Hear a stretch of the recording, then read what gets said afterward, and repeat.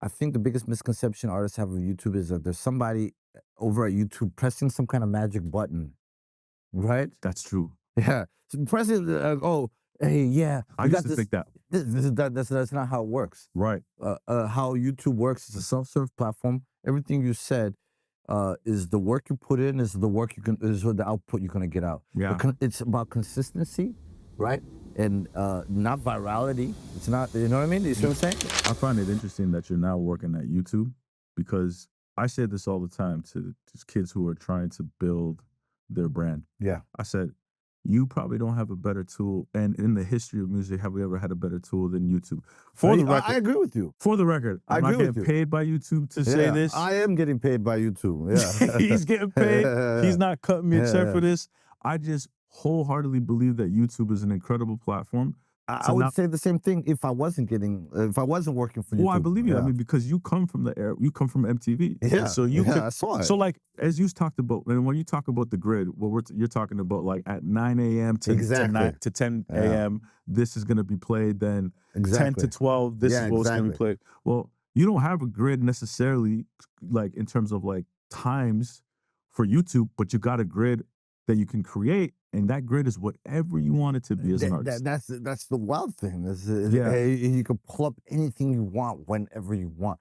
That would have blown our mind at the time. Like, you know what I mean? 100%, yeah. That would have blown our mind. Yeah. Like, it also it killed appointment programming because now I don't have to rush home to catch TRL or 106 in Park. You know what I mean? Yeah. From school or whatever, or skip soccer practice to catch the new Nas video or whatever, right? Right. So, because those are events. Yeah. But now I can see it on my phone. I can see it on the way home. I can watch anytime. You know what I mean? I can, you know, Yeah. that didn't exist. What do you think is like the biggest misconception artists have about YouTube?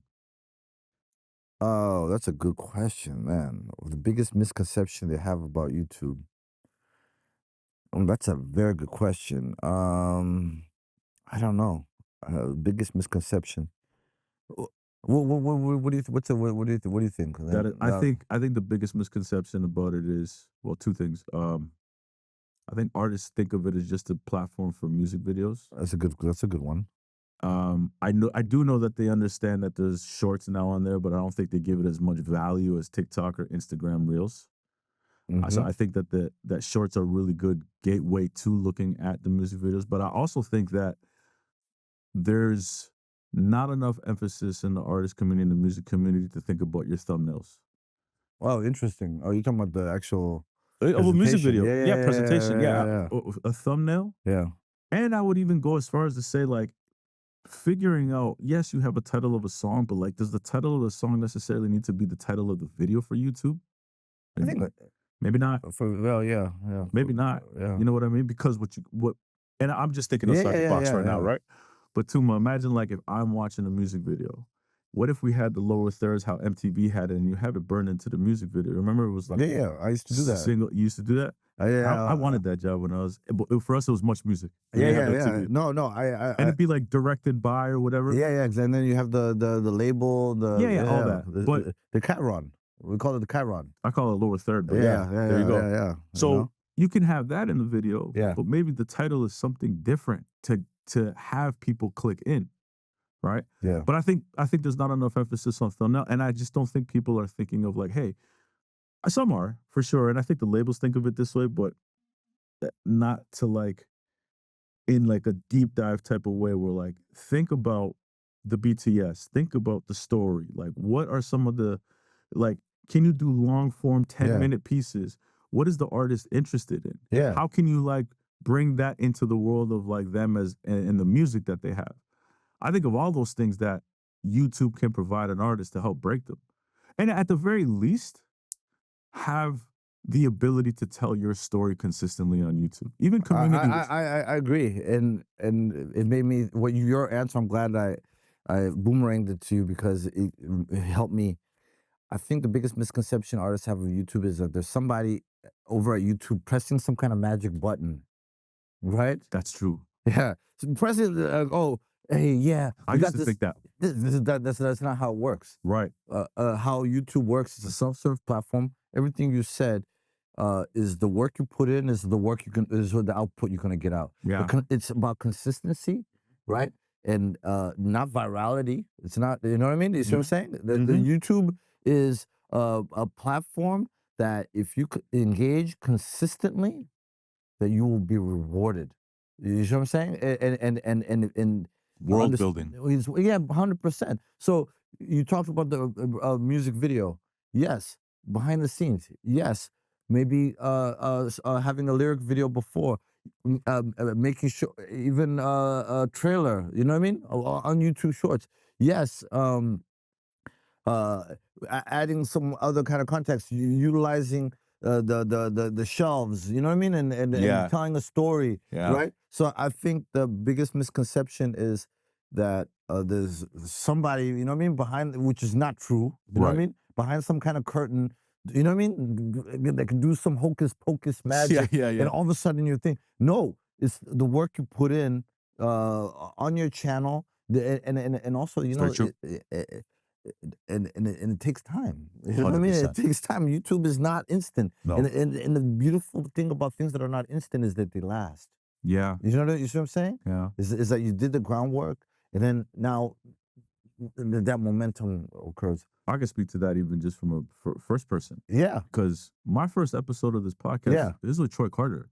yeah. I watched it. I watched that one. Thank you. Yeah, Thank you, by the way. yeah. That was your first. That was good. That's good. That was my first one, Yeah. right? I appreciate that. Yeah. I was nervous, and Yeah. he's like a mentor to me. You know Yeah, what I yeah, mean? yeah, So like, yeah, and but like, yeah, me have- too. By the way, yeah, all of yeah, us. yeah, But having Troy Carter on your podcast is like, that's a great first guest. yeah. But guess what? It took me probably a month and a half to get to 1,000 views Wow, on that first episode with Wow. Troy Carter. wow. Today, if I don't get to 1,000 views on the guest that I have within the first 3 hours, Yeah. I'm like, oh, this might not be the Oh, one. no. No, but what I'm Yeah, saying is like, yeah. just like it went from like 6 weeks to 1,000 views, or 4 or 6 weeks to like a few hours, because every 2 weeks I'm putting out a new episode. I'm Yeah. putting out new content. You And have, for you have, me, you have that cadence. yeah, and for me, the new episode is the new song, Yeah. and I'm building this world. So go back to your world building Yeah, is, I believe that eventizing, you know what I mean? Like that when we do avenues, we always say, hey, which I don't love, just, by the way. which we think you we say don't drop something out of the blue. Like Right. have a strategy, have a release strategy. Yes, You have build up. You have build up, right? So the eventization is getting to the premium, the one you spend your money on. You know what I mean? That what you is that you're that is that psychologically it's an appointment. Like, oh, I have to. You know what I mean? Like even Yeah. if it's not chronologically an appointment, Of course. it's a psychological. Is that you're using things like the premiere function. You know, is like you're really like leveraging the power of the platform to make your video stand out. Yeah. You know what I mean? It's like that is there's a lot of content getting uploaded every second, For sure. right? But it's also one of the biggest, if not the biggest, search engines in the world, right? YouTube, no? It's up there. I mean, it's a Google. platform. Yeah. Yeah. Google is an incredible search engine. I also think what's really dope about YouTube is that you can also use other platforms. Yeah. Social media platforms like your Instagrams, like your TikToks, that can actually then like, that'll be your short form And you direct it. to YouTube. Yeah. Right? Link in the bio. Link in the Link bio. in the Yeah. bio. You know what I like? But by the way, I like what that's a good point. Uh, I, I like when people do calls to action when they Oh, you actually have to. like, comment, subscribe. Yes. I like that because what happens is it activates. It creates a relationship, right? Where it's like this is, hey, you want to support this, right? Engage in this fashion. You know what I mean? Comment, like, and subscribe over here. There you Manager's go. Playbook. Tuma said it right here. That's the call to action. Let's get to CTA. 1,000 views. Within the first hour. We need the first hour, 1,000 views. Yeah, but that energization, like I believe is what makes YouTube exciting. I love what you again back to YouTube avenues and what Wallo Yeah, and with you are Wallo, doing. yeah, yeah. Man, Wallow's incredible. Yeah, 100%. He's He's one of amazing. one. Yeah, He's yeah. one of one. Yeah, It's yeah. amazing. Wallow's one of You know why one. he's dope, man? He's just dope because he just gives the game to everybody. Well, That's amazing. well, no, it's not just amazing. It's not just noble, but it's like what we need. You see what I'm saying? It's what we need. It's like the culture needs that type of leadership where the information is not gate kept.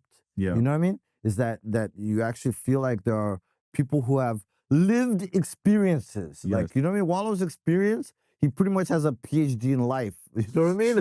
Yeah. Right? Yeah. So for him to professorially share his, you know what I mean, the wisdom from his lived experiences, you know what I mean, so freely with the world, it's, you know, it's just very respectful. It's just something that, Yeah. For those who don't know who Wallo is, he's got a part. I mean, he's got a lived. There's a lot of things. He's a done a lot of advisor, things. YouTube, Yeah. podcaster, $1 million worth of game with Billy the Kid. He's a the New York Times best-selling author. Yeah. He's And this is all within like 6 or 7 years. 6 or 7 years, right? Yeah.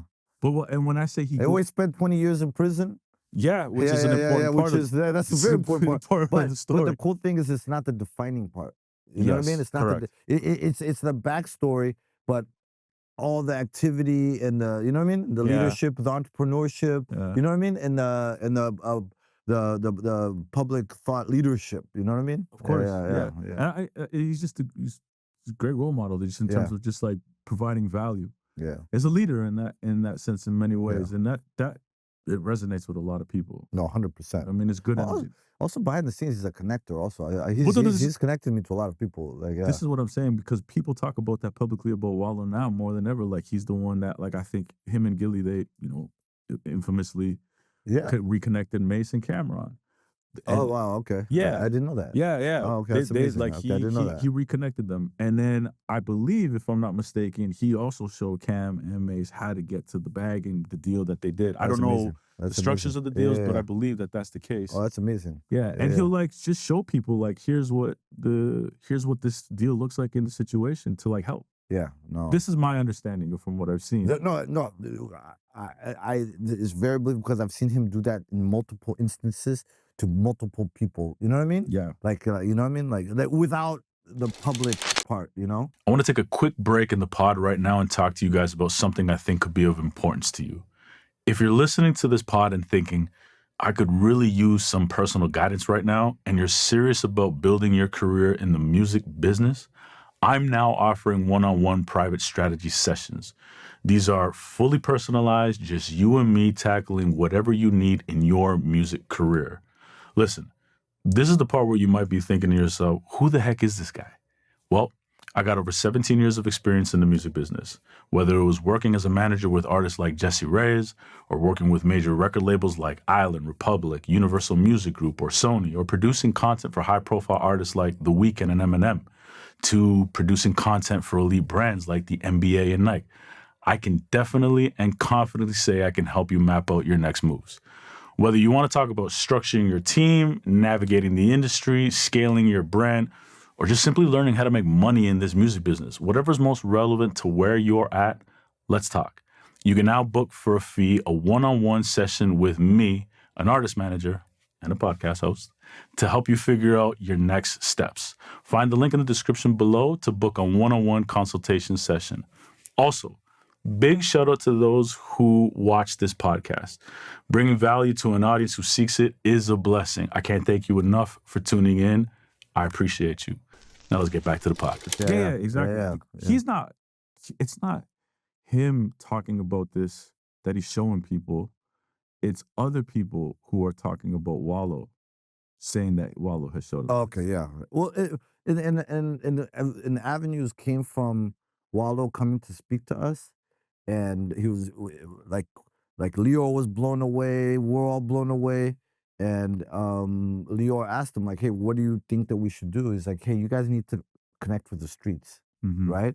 And so we all went to the drawing board, and literally in a basement, and said, hey, let's model something that gets to people. He had a saying where it was like, you can't teach what you don't know, Right. and you can't lead where you don't go, right? So we ended up going to 10 cities.